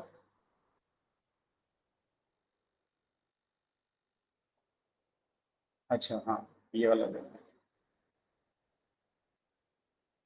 ओके, तो मैंने क्या किया, ऐसे में तैयारी अच्छे से किया, 130 मार्क्स मुझे मिले, 130 मार्क्स मिले।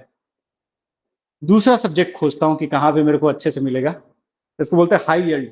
हाई यील्ड, ज़्यादा ग्रोथ होना चाहिए, ऐसे जगह पे बीज डालो जहाँ पे अच्छे से पौधे उगे, है ना? तो सेकंड चीज़ ये है मेरा ethics. Ethics, integrity and aptitude, है ना? ये 250 मार्क का पेपर है, पर एक सब्जेक्ट बस है ये। नाम भले 3 लिखा है, एथिक्स, इंटीग्रिटी एंड एप्टीट्यूड, जो जीएस पेपर 4 का पार्ट है, उसमें 250 मार्क्स मेरे आ सकते हैं। मतलब आएँगे नहीं, मतलब 250 में से मेरे को 130 के आस-पास मिल सकते हैं। और क्यों अच्छे मिल सकते हैं, इसका रीज़न है, बाकी जो एस्पिरेंट हैं, उन लोगों ने पूरा फ़ोकस किया है geography, history, polity, economics, environment को पढ़ने के लिए, और मैंने ज़्यादा फ़ोकस किया है एथिक्स को पढ़ने में, और इसलिए फ़ोकस किया है क्योंकि मेरे आंसर बाकी लोग से अच्छे होने चाहिए। है ना? तो मैंने फिर 1 महीना मैं एथिक्स को देता हूँ, 1 मंथ देता हूँ। पर ट्रस्ट मी, एथिक्स वर्थ है ना? 1 मंथ देना। एक तो अच्छी बात क्या होगी, एथिक्स पढ़ने से आप एक अच्छे पर्सनैलिटी बनते हो जो कि इंटरव्यू में हेल्प करेगा। दूसरा, ऐसे में हेल्प करता है, एथिक्स अगर अच्छा होता है तो। है ना? तो 2 जगह पे आपको हेल्प करेगा। तीसरा, यहाँ पे सोसाइटी वाला जो पार्ट है, इस पे हेल्प करता है। एथिक्स अच्छा होने से ये पेपर तो हेल्प करेगा, ऐसे पेपर हेल्प करेगा, कहाँ गए ऐसे? हाँ, ऐसे पेपर, और तीसरा है सोसाइटी पेपर। 3 जगह हेल्प मिलती है मुझे, अगर मैंने ये पेपर को अच्छे से किया है, 4th पेपर को। तो मैं इसमें 130 और ले आया, तो 260 मार्क्स का जुगाड़ हो गया मेरा। ना 130, 130। अब हो सकता है अगर आपने एथिक्स अच्छा पढ़ा है, तो टॉपर का जो जीएस पेपर 4 में मार्क्स है, उससे ज़्यादा अच्छा आपका मार्क्स हो। भले आपका 500 रैंक हो, पर आपका एटलीस्ट एक जगह तो आप टॉपर से जीते हो, वो है पेपर 4। ठीक है ना? ये तो मैं कट ऑफ क्लियर करने का तरीका बता रहा हूँ, इसको टॉपर बनने का तरीका देखेंगे। पहले आपको कट ऑफ कैसे करना है ना? तो ये 130, तो 260 का जुगाड़ हो गया मेरा। अब मैं क्या करूँ? तो तीसरा जो जुगाड़ करना है, और वो है ये पेपर 3 का। अब बोलोगे सर इतना सारा सब्जेक्ट पढ़ूं? मैं बोलूंगा मत पढ़ो, कुछ भी मत पढ़ो, बस न्यूज़पेपर डेली पढ़ो। ये पूरा सब्जेक्ट जो है paper 3, it is all about newspaper. Economics में से बिना करंट अफेयर्स को पूछेगा नहीं, एनवायरनमेंट से बिना करंट अफेयर्स को पूछेगा नहीं, साइंस एंड टेक से बिना करंट अफेयर्स को पूछेगा नहीं। तो रियली अगर हर दिन न्यूज़पेपर पढ़ रहे हो, तो पेपर 3 आपका प्रिपेयर हो रहा है। और इस पेपर का तैयारी करने से क्या बेनिफिट होता है कि आपका इवन प्रीलिम्स में भी सबसे ज्यादा वेटेज इसी का है ना? प्रीलिम्स में भी सबसे ज्यादा वेटेज, अगर आप ऑनेस्टली 3 चीजें कर रहे हो, एथिक्स, एसे और इसका न्यूज़पेपर, सिर्फ न्यूज़पेपर बोल रहा हूँ, ये कोई भी बुक उठा के भी नहीं पढ़ो बोल रहा हूँ, सिर्फ न्यूज़पेपर पढ़ो। तो यहाँ पे भी मैं चलो न्यूज़पेपर पढ़ रहा हूँ तो मैं सिर्फ 125 मार्क्स ही लेता हूँ। तो मुझे 125 मार्क्स मिल गए, 5 6 2 8 और 385, 385 मार्क्स मेरे को मिल गया। 385 मार्क्स। मैं इंटरव्यू में इतना भी गधा नहीं हूँ कि मेरे को 275 में एकदम 50 मार्क्स बस मिले। तो इंटरव्यू में मुझे 100 मार्क्स तो मिलने हैं, 485 तो मिलने हैं, है ना? तो रफली मेरे पास 485 के आसपास मेरा जुगाड़ हो गया है। इंटरव्यू में मैं कुछ भी करूं, सच में बता रहा हूं, अगर आप 10 में से 10 क्वेश्चन का आंसर गलत करोगे तो आपका सॉरी, गलत करोगे तब आपके मार्क्स कटेंगे, बट नहीं बोलोगे तो मार्क्स नहीं कटेंगे। नहीं पता है बोलोगे तो मार्क्स नहीं कटेंगे, पर आप गलत बताओगे उसको तब मार्क्स कटेंगे। तो मान के चलो अगर नहीं पता है तो सर को बता दो कि नहीं पता है करके, और उसी से 100 मार्क्स आ जाएंगे, बस ये बोलने से कि सर नहीं पता है करके। ऑनेस्ट रहो बस। आपका, क्योंकि आपके बारे में ऑलरेडी पेपर ये पूरा मेंस में जज हो चुका है, आपका नॉलेज जज हो चुका है, आपसे नॉलेज नहीं पूछ रहा है, वो सिर्फ आपकी पर्सनालिटी देख रहा है, तो आप ऑनेस्ट हो कि नहीं, बस यही चेक कर रहा है वो। तो इंटरव्यू का सिंपलेस्ट तरीका, जस्ट बी टू योरसेल्फ, आप जो हो वही बताओ उसको। If you are genuine heart, आप अच्छी पर्सनालिटी हो, एथिक्स अच्छे से पढ़ के आपने एक अच्छा एथिकल मॉरल पर्सनालिटी आपने डेवलप कर लिया है, आपके लिए पेन है लोगों के लिए, लोगों के लिए, आपके सोसाइटी के लिए आपके मन में पीड़ा है, आप वाकई में कुछ अच्छा करना चाहते हो, तो वो दिख जाएगा, वो दिख जाएगा। बस जस्ट बी टू योरसेल्फ, आप जो हो वही बताना है आपको वहां पे। तो इंटरव्यू में मैं तो एकदम, अगर आप वाकई में ऑनेस्ट रहते हो तो मैं ट्रस्ट में आपको 100 से 150 के आसपास मार्क्स मिल जाएंगे, पर मैं सिर्फ 100 ले रहा हूँ, है ना? तो क्या है, 385 मार्क्स मेरे आ गए, मेरे को 700 तक पहुंचाना है किसी तरीके से, ठीक है? तो अब देखते हैं, मेरे को ऑप्शनल पेपर लेना है।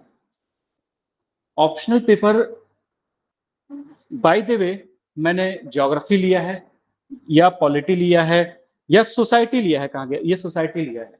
कोई भी एक ऑप्शनल तो मेरे को लेना ही होगा, सोशियोलॉजी लूंगा, पब्लिक एडमिनिस्ट्रेशन लूंगा, है ना, कोई ना कोई तो एक ऑप्शन लेना है। अगर वो ऑप्शनल आपका इसमें से मैच करता है तो आधा इधर में से हो जाता है। जैसे by the way political science आपने ऑप्शन लिया, तो पेपर 2 आपका ऑटोमेटिकली प्रिपेयर हो गया, कहाँ गया ये, पेपर 2 आपका ऑटोमेटिकली हो गया। आपने एक सब्जेक्ट पढ़ा, 3 निशाने हुए, पेपर पेपर 8, पेपर 9 और पेपर 2।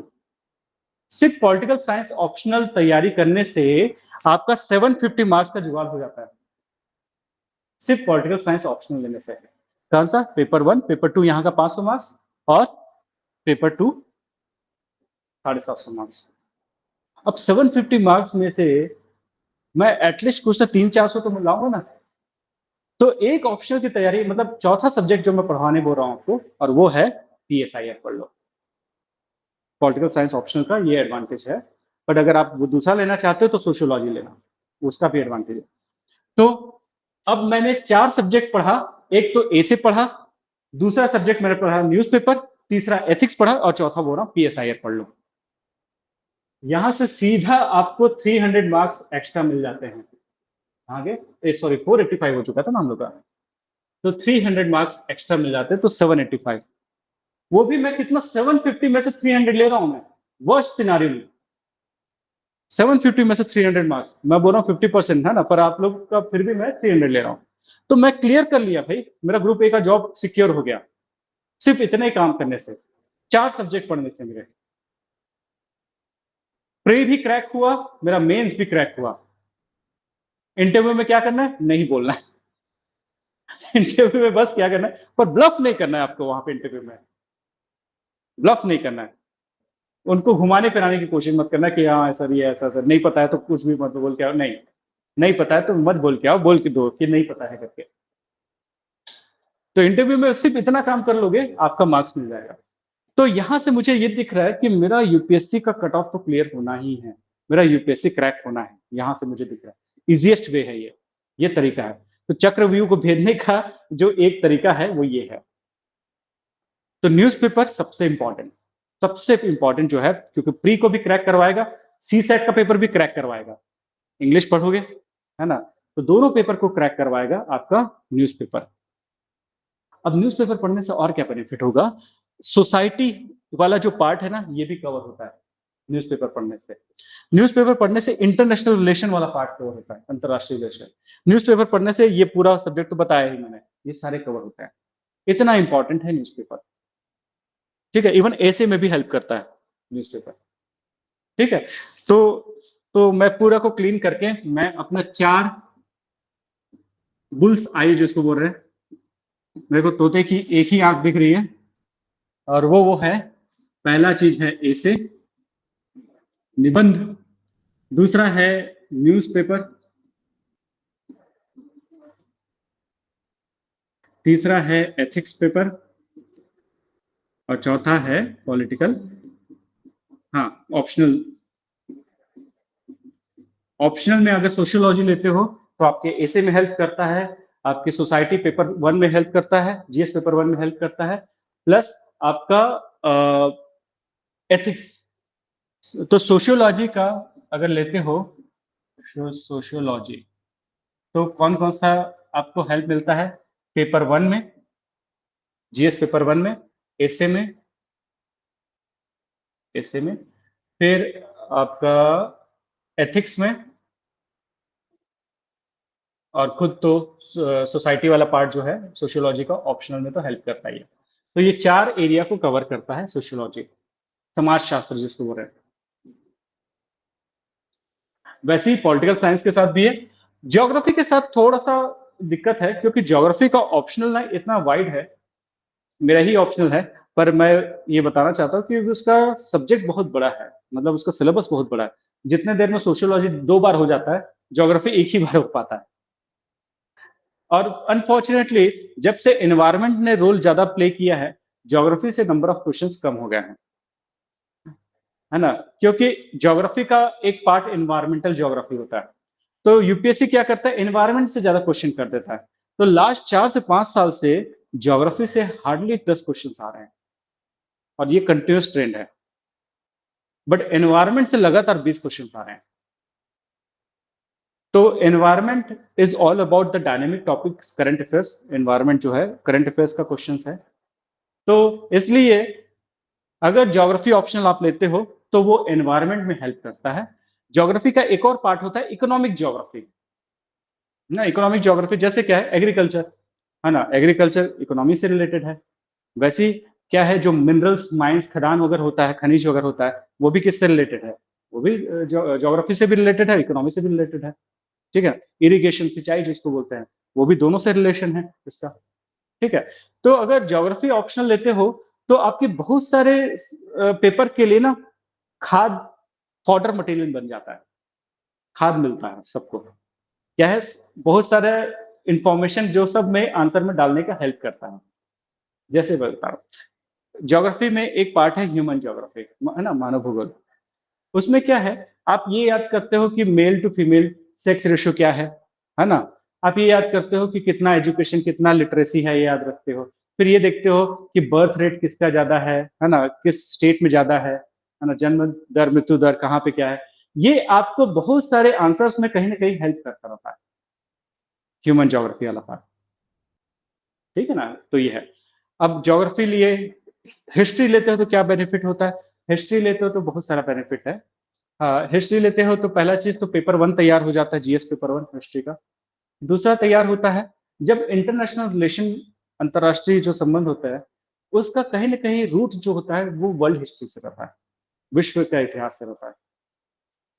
तो जो पर्सन हिस्ट्री अच्छे से जानता है, वो इंट्रोडक्शन अच्छा दे पाता है ना?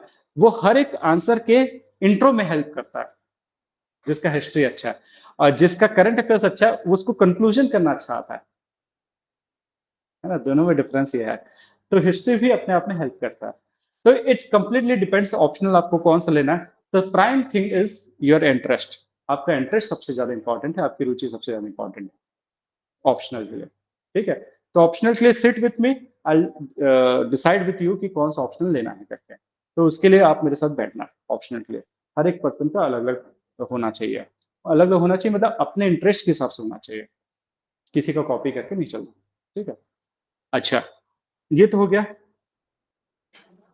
अब मेरा रूटीन कैसे बने? मेरा रूटीन आज का मैं पढ़ाई कर रहा हूँ, है ना? मेरा डेली का रूटीन कैसे मैं करूँ? तो हर सैटरडे को तो टेस्ट होने ही हैं। तो एनीवेज़ जो भी आप 5 दिन पढ़े हो, उसका तो टेस्ट है ही सैटरडे को। तो एनीवेज़ पढ़ना है और वैसे भी आप रिविज़न कर रहे हो और अपने आप को जज भी कर लो सैटरडे को टेस्ट देख के। तो वो तो हो रहा है। अब क्या है, कैसे पढ़ा जाए? कैसे पढ़ा जाए? जब आप नोट्स क्लास में बनाते हो, तो पहला तो ब्लैंक पेज में बनाना। सबसे पहला चीज़ है ब्लैंक पेज। रूल्ड वाला लाइन वाला पेपर पे नहीं करना, ठीक है ना? तो क्योंकि आपका यूपीएससी का जब आंसर लिखोगे वो ब्लैंक रहता है। तो पहला चीज़ तो ये करना है। दूसरा, पेन डिसाइड कर लो कि कौन से पेन से लिखने वाले हो, अभी से डिसाइड कर लो। 1 महीने में 50 पेन को यूज़ करके देख लो, जिस पेन में आपको सबसे अच्छा लग रहा है उस पेन को फिर छोड़ना नहीं, ठीक है ना? पर 1 महीने का टाइम है, जो पेन में आपको सबसे अच्छा हैंडराइटिंग होता है, ब्लैंक पेपर में, है ना? उस पेन को यूज़ कर लो, फिर उसका पूरा कॉपी लेके रख लो 8-10। क्यों? क्योंकि बाय द वे उस समय प्रोडक्शन बंद हो गया उसका जब एग्ज़ाम देने जा रहे हो तो। इसलिए कौन-सा पेन यूज़ करने वाले हो वो देख लो। आप 2 टाइप का पेन यूज़ कर सकते हो, ब्लू एंड ब्लैक। अपने नोट्स बनाने के लिए तो कोई भी कलर यूज़ करो, कोई दिक्कत नहीं, पर वहाँ पे आपको सिर्फ़ 2 ही पेन अलाउड है, ब्लू एंड ब्लैक।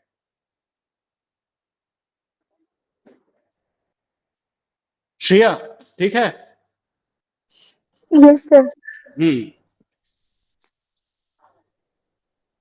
थर्ड काम क्या करना है कि कोशिश करो कि A4 साइज़ का बंडल ले लो पेपर का, रादर देन कोई नोटबुक खरीदो, A4 साइज़ का बंडल ले लो और उसको पिन अप करते जाओ।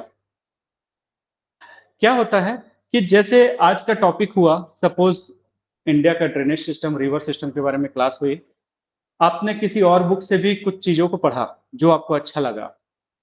आप चाहते हो कि उसके साथ वो पेज को अटैच कर दूँ। तो जब A4 साइज़ का आप पेपर से यूज़ करते हो, तो क्या है आपका वो अटैच करने और डिटैच करने का ऑप्शन होता है आपके पास, ठीक है? तो इसलिए कोशिश करो A4 साइज़ का एक बंडल ले लो पेपर का, है ना? और यहाँ पे एक तख्ता जिसके ऊपर आप लिखते हो, वो लिख खरीद के आ जाओ और उसी पे हाँ, जैसे आपने लिख कर रहे हो ना, वैसे ही आप करो, ऐसे ही सेम लॉ करो। बस इसको ब्लैंक पेज होना चाहिए। देखो, एक रखे रहना अपने पास, है ना? ये एग्ज़ाम में भी हेल्प करेगा आपको, क्योंकि कई बार गवर्नमेंट स्कूल में मिलता है और लिखते-लिखते गड्ढा हो जाता है उसमें, है ना? बेंच में छेद रहता है, गवर्नमेंट स्कूल में जहाँ पे आपको यूपीएससी एग्ज़ामिनेशन देने जाओगे। कभी पंखा चल रहा है, नहीं चल रहा, तो अपना जुगाड़ पूरा रखना है, ठीक है ना? डर्मीकूल लगा के जाना है। तो खैर, तो ये इस टाइप का यूज़ करो, इसमें हर एक पेपर अलग-अलग होना चाहिए, जैसे ये प पेपर अलग है, बस ये रूल्ड नहीं होना चाहिए, है ना? लाइनिंग नहीं होना चाहिए, इसी तरीके से। अब जैसे आज का हुआ, इसको पिन अप कर दो, कौन से पॉलिटी का पार्ट है कि किसका पार्ट है, एक फाइल बना लो, उसमें डालते जाना उसको, ठीक है? आप जो पढ़े उसका भी पेपर उसमें ऐड कर दो। तो उस ड्रेनेज सिस्टम या रिवर का मेरे पास पूरा एक डायग्राम बन गया या पूरा एक मटेरियल बन गया। फिर यहाँ से हैंड आउट है, उसको भी उसी के साथ डालो। तो ड्रेनेज सिस्टम का मेरा नोट्स प्लस बुक से जो पढ़ा है वो, प्लस जो यहाँ से हैंड आउट मिला है, ये सारे को पिन अप करके आपका एक बंडल रेडी हो गया। ठीक है? इस तरीके से आपको करने हैं। गुड। तो A4 साइज़ का पेपर को यूज़ करना है। वैसे आपको कुछ A3 साइज़ का पेपर भी खरीदना है, जो कि कब खरीदना है मैं बताऊँगा, है ना? A3 साइज़ थोड़ा बड़ा होता है, पोस्टर साइज़ का होता है ना? उसको भी लेना होगा, पर अभी नहीं लेना। हाँ, फिर आप में से कुछ लोग ऑफलाइन क्लास अटेंड करते हो, कभी-कभी ऑनलाइन भी अटेंड करते हो, है ना? कभी आप ऑनलाइन करते हो, तो एक प्रॉपर प्लेस होना चाहिए टेबल का, जिसको भगवान भी ना उठा सके, ऐसा पेपर ऐसे जगह रखो। मतलब उस टेबल को कोई डिस्टर्ब नहीं करना चाहिए। भगवान भी आए तो डिस्टर्ब ना हो। ऐसा टेबल को रखना है उस टेबल पे। वो टेबल आपका अपना एरिया है, वो यूपीएससी ज़ोन है आपका। आपके घर का छोटा-सा भी हो सकता है, पर वो यूपीएससी ज़ोन है ना? उसको मोस्ट होलीएस्ट प्लेस बनाना है, सबसे पवित्र जगह बनाना है। पवित्र जगह बनाने का मतलब ये है, पहला चीज बुक्स अरेंज्ड होनी चाहिए, वहां पे बुक्स अरेंज्ड होनी चाहिए। इसके ऊपर में इंडिया या वर्ल्ड का मैप होना चाहिए और इसके इस वॉल पे भी इंडिया या वर्ल्ड का मैप होना चाहिए। एक इंडिया ले लो, इधर वर्ल्ड कर लो, या वर्ल्ड कर लो, इंडिया कर लो। ठीक है, आपका एक टेबल होगा, यहाँ पे ये एक पानी का बॉटल होना ही चाहिए और उसको पीना है 2 घंटे के अंदर में। ठीक है ना, इससे दो बेनिफिट होगा, है ना। एक तो उठोगे, है ना, तो उठोगे तो दैट इज गुड, ब्रेक भी लेना होता है। ठीक है ना, तो ये पानी का बॉटल एक रहना चाहिए। यहाँ पे वो पेन का सीरीज रखना है जो पेन आप यूज करने वाले हो। ठीक है ना, और जो आज बुक्स उठाए उसी सब्जेक्ट का मटेरियल टेबल में होना चाहिए, बाकी सारे शेल्फ में होना चाहिए, है ना। जैसे मैं आज हिस्ट्री पढ़ना है तो उसमें सिर्फ हिस्ट्री का रहना चाहिए और कुछ नहीं होना चाहिए वहां पे। ठीक है, फिर इसको शेल्फ में डालो, फिर दूसरा लेके आओ, और जब खत्म हो जाता है उसको वापस वहीं पे डालो। टेबल हमेशा फ्री होना चाहिए, इसका साइकोलॉजिकल इम्पैक्ट है, टेबल हमेशा फ्री होना चाहिए। ठीक है ना, आप जब भी पढ़ने बैठो तो वो पेपर, वो पूरा टेबल साफ होना चाहिए। सुबह सबसे पहले क्लीन कर लो उसको, है ना। क्लीन करने के बाद वर्ल्ड मैप देखो, मैं बोला भी था शायद कि वर्ल्ड मैप आपको ब्रश करते करते देखना है। अच्छा, ये यहाँ पे है, ये यहाँ पे 3-4 पेंसिल से मार्क कर लो ब्रश करते करते, है ना। नेक्स्ट डे ब्रश करोगे, जहां जहां पेंसिल मार्क किया फिर उसको देखो कहाँ कहाँ पे था। ये इसके ईस्ट में है, ये इसके वेस्ट में है, ये इसके नॉर्थ में है, ये इसके साउथ में, है ना। तो आपका जो, अगर ये वर्ल्ड मैप का है, तो आज सुबह मॉर्निंग में ब्रश करते करते मैंने देखा, अच्छा दिल्ली ये है, अच्छा जयपुर यहाँ पे है, अच्छा कलकत्ता यहाँ पे है, उसको पेंसिल से मार्क कर लिया। ठीक, मार्क कर लिया। इसके बाद नेक्स्ट डे फिर से ब्रश कर रहा है, अच्छा ये यहाँ था, ये यहाँ था, ये यहाँ था। दिल्ली के लेफ्ट साइड में जयपुर था, है ना, उसके ऊपर साइड में श्रीनगर था। इस तरीके से अंदाज करने लगो, फिर 2-3 पॉइंट को और मार्क कर लो। उसके नेक्स्ट डे क्या करोगे, ये 6 मार्क्स जो किए थे आपने, उसको पहले रिवाइज करो, फिर नया चीज करो। ठीक है ना, तो वर्ल्ड मैप को कभी भी अलग से बैठ के नहीं देखना है, वर्ल्ड मैप को इसी तरीके से करना है आपको, या इंडिया का मैप को भी इसी तरीके से करना है। पर कभी भी मैप देखते हो तो रेफरेंस देखो कि मेरे रायपुर से ईस्ट में है, मेरे रायपुर से लेफ्ट वेस्ट में है, मेरे इंडिया के कैपिटल से राइट में है कि लेफ्ट में है कि ऊपर में है कि नीचे में है। इस तरीके से अंदाज करते हुए चलो। ठीक है, ठीक। हाँ, अब जब क्लास होती है तो इसी टेबल पे क्लास लेना है। ऑनलाइन जब लोगे, इसी टेबल पे आपको क्लास लेना है। अगर होता है तो डेस्कटॉप या लैपटॉप हो तो अच्छी बात है, बट बाय द वे नहीं है तो मोबाइल का एक स्टैंड होना चाहिए, है ना। छोटा सा आता है, 100 रुपए 50-100 रुपए का आता है स्टैंड, वो स्टैंड होना चाहिए, स्ट्रेट नजर होनी चाहिए, राधा तुम ऐसे हो।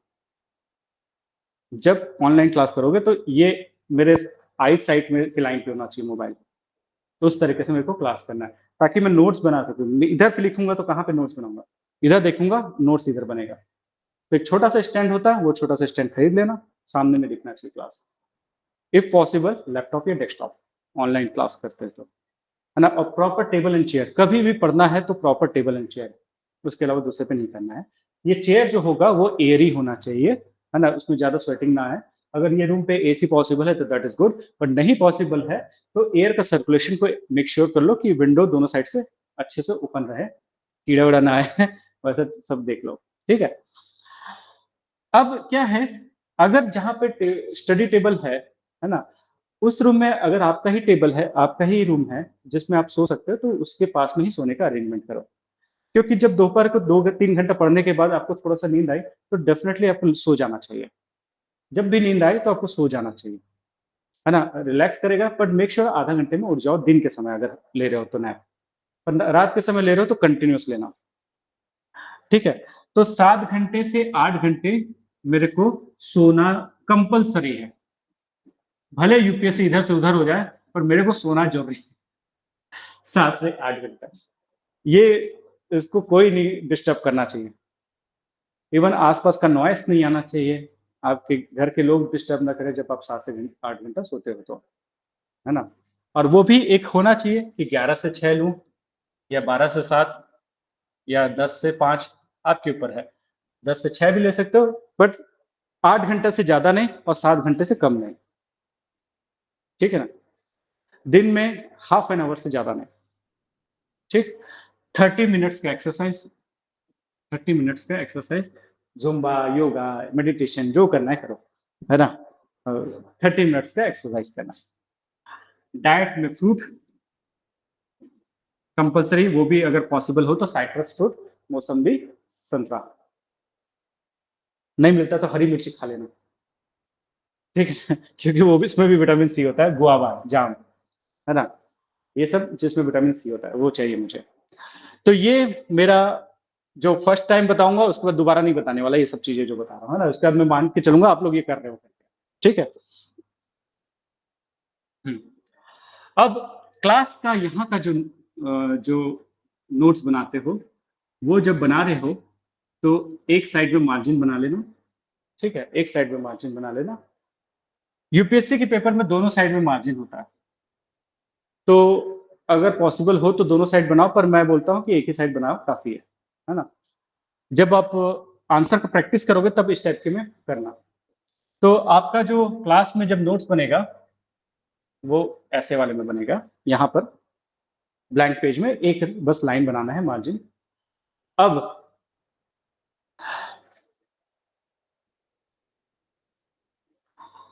जो भी क्लास में टीचर बोल रहा है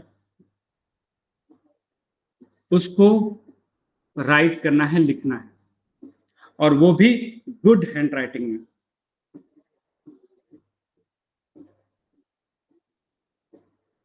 गुड हैंड राइटिंग में लिखना है। ये एक चैलेंज रहता है, पर यही आपको हेल्प करेगा वहां पे फास्ट आंसर लिखने में। वहां पे 3 घंटे का मॉर्निंग का पेपर, 2 घंटे के गैप में फिर 3 घंटे का पेपर, तो 6 घंटे एक दिन में लिखना है, फिर अगले दिन फिर 6 घंटा, फिर उसके अगले दिन फिर 6 घंटा। तो उसका प्रैक्टिस कराएगा आपको ये। तो जो भी टीचर बोल रहा है उसको लिखते जाना है। लिखने से दो हेल्प होगा। पहला चीज, जब आप लिखते हो तो level of concentration will be high. Level of concentration will be high, क्योंकि आप दो इंद्रियों का यूज कर रहे हो, दो अपने बोलना चाहिए क्या बोलते हैं, नाम भूल गया इंग्लिश में क्या बोलते हैं, मतलब आप आईज का भी यूज कर रहे हो, ब्रेन का भी यूज कर रहे हो, एज वेल एज हैंड का भी यूज कर रहे हो ना, एक्टिव इन्वॉल्वमेंट है उसको। अब हाई लेवल का पढ़ना, हाई लेवल का क्लास में अटेंशन, ये तो फर्स्ट लेवल का अटेंशन हुआ। हाई लेवल का अटेंशन के लिए यहाँ क्लास में आने से पहले, है ना, क्लास में आने से पहले जैसे यहाँ पे 6 से 8 की क्लास है, तो 5 बजे तक पढ़ो जो भी पढ़ना है, 5 से 6 के बाद बीच में मत पढ़ो, है ना, क्योंकि वैसे भी 2 घंटे क्लास में सुनना है। तो उसके 1 घंटे का गैप रखो, थोड़ा सा रिलैक्स करो। इवन यहाँ पे भी आते हो तो थोड़ा सा रिलैक्स कर लो, है ना, एकदम से ये ना मत करो, क्योंकि आपको 2 घंटे पढ़ना है यहाँ पे 6 से 8। दोपहर को अगर हो सकता है तो आधा घंटे नींद लेके आना यहाँ पे क्लास में, ठीक है। तो 6 से 8 की क्लास रखें। अगर जिस दिन 4 से 6 और 6 से 8 हो रही है, जैसे आजकल आपको की हो रही है, तो कोशिश करो कि 3 बजे के बाद मत पढ़ो, 3 से 4 के बीच में गैप रखो, है ना, 3 से 4 के बीच में गैप रखो। हाँ, तो हाई लेवल का अटेंशन के लिए पहला चीज क्या है, कि आप 1 घंटे पहले मत पढ़ो जब क्लास हो रही है। दूसरा लेवल चीज है कि आपका माइंड रिलैक्स रहे। माइंड रिलैक्स रहे मतलब क्या है कि अवॉइड कॉलिंग एनीवन, कॉल करना अवॉइड करो। किसी से बात किए रहोगे 4 से, अगर 3 से 4 के बीच में अगर किसी से बात किए रहोगे तो वो चीजें माइंड में घूमते रहती है ना। तो माइंड ब्लैंक रहे तो अच्छी बात है। फोन का सबसे बड़ा डिसएडवांटेज क्या होता है कि उसका थॉट हमारे माइंड में आता रहता है, जिससे बात किए रहते हो, है ना, चाहे किसी भी टॉपिक पे हो। वो मेरे को बर्थडे में नहीं बुलाया, क्यों नहीं बुलाया भाई, टेंशन आ गया, है ना। या तो मेरी मौसी मेरे को क्यों नहीं बुलाई, हमारी फैमिली को नहीं बुलाई, है ना, अब की बार मैं मौसी को ही नहीं बुलाऊंगे। ये सब ना फालतू का टेंशन, गार्बेज चीज, है ना, सिर्फ फोन आने से। तो उससे चना वो फोन ना आए, अच्छी बात है 3 से 4 के बीच में, ताकि ये माइंड ब्लैंक रहे, ठीक है। अब तीसरा है हाई लेवल का अटेंशन के लिए, वो है connecting to statement of the teacher. Teacher के दो स्टेटमेंट को कनेक्ट करो। मेरा एक स्टेटमेंट हुआ, उसके बाद दूसरा स्टेटमेंट मैंने दिया। मैंने बोला कि अर्थ जो है वेस्ट टू ईस्ट रोटेट करता है। फिर मैंने बोला अर्थ जो है वेस्ट टू ईस्ट रोटेट करता है, इसके कारण से जो विंड है अपना डायरेक्शन चेंज कर देती है। तो ये दो लाइन के बीच में जो थॉट है वो ये था कि नॉर्दर्न हेमिस्फीयर में विंड अपने राइट साइड में, जो हम लोगों ने पढ़ा, और सदर्न हेमिस्फीयर में विंड अपने लेफ्ट साइड में। तो मेरे ब्रेन में क्या चला होगा, वो वाला कंसेप्ट चला होगा। तो वही कंसेप्ट आपके भी ब्रेन में चलना चाहिए। तो मेरा 2 पॉइंट जहां पे होता है वहां पे आपका भी 2 पॉइंट आना चाहिए थॉट में। समझ रहे हो ना, ये थोड़ा सा हाई लेवल का है, कोशिश करना। अगर ये हैबिट टीचर के लिए अपनाओगे ना, ये हैबिट फिर फ्रेंड्स के लिए भी अपनाना। ये हैबिट हर पर्सन के लिए अपना के देखना, उसका 2 स्टेटमेंट को कनेक्ट करने की कोशिश करना, आपको उसके अंदर का थॉट समझ आ जाएगा। ठीक है ना? है ना? कभी मदर को फ़ोन किए कि कैसे खाना वाना खाए? अगर बाय द वे आप अलग रह रहे हो तो, है ना? खाना वाना खाए? हाँ, हो गया करके, है ना? पढ़ाई अच्छी चल रही है? हाँ, अच्छे से चल रही है ना? फ़ोन की मदर आपने, आपकी मदर ने, और तो छुट्टी-वुट्टी कब लगेगी करके? तो वो आप बोले कि 15 अगस्त में शायद छुट्टी हो, मैं आऊँगी फिर करके। इसका मतलब वो आपको मिस कर रहे हैं, है ना? 2 चीज़ें पूछा उसने, पहला चीज़ आपका सही ढंग सब चीज़ ठीक है कि नहीं करके। दूसरा चीज़ उसने बोला कब आ रहे हो? मतलब क्या है, वो आपको मिस कर रहे हैं। 2 स्टेटमेंट को कनेक्ट कर दिया मैंने, है ना?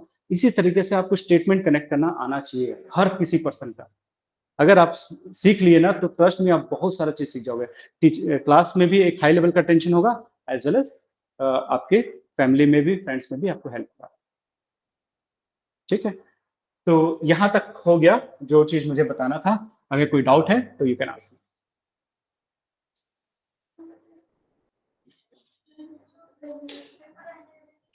हाँ।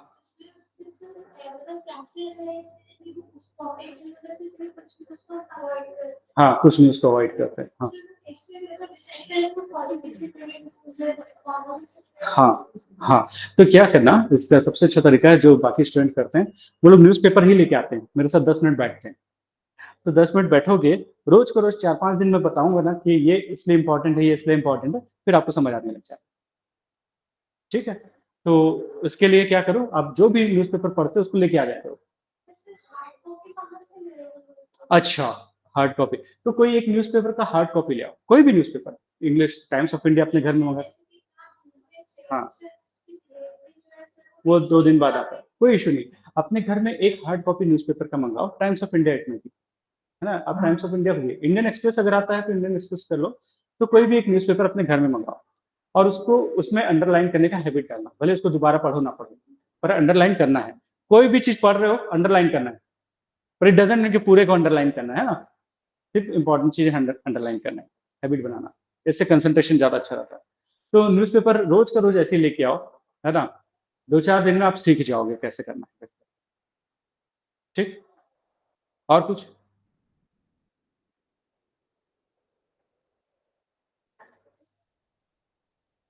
ऑनलाइन में किसी को? Krishna, Shriya, Ambe, everything is fine? Yes, sir. Yes, sir. Yes, sir. Fine. Fine. तो ठीक है, तो भिड़ जाओ फिर कल से, बढ़िया से, है ना? दंगल में कूद जाओ और एकदम बढ़िया से तैयारी करो। 1 साल अपने को चाहिए, इस 1 साल में अपने को इसी स्ट्रैटेजी से क्रैक करना है। अगर आपका वाक़ई में फेस दिखेगा तब हम लोग वो टॉपर वाला ट्राई करेंगे, 1050 वाला मार्क्स, है ना? वो वाला ट्राई करेंगे। पहले मुझे दिखने लगे कि आपका कट ऑफ क्लियर हो रहा है ना? मुझे आपका विज़िबिलिटी क्लियर आएगा, जैसे-जैसे आप टेस्ट देने लगोगे, मेरे आंसर्स देने लगोगे। ठीक है? चलो फिर, ओके, बाय।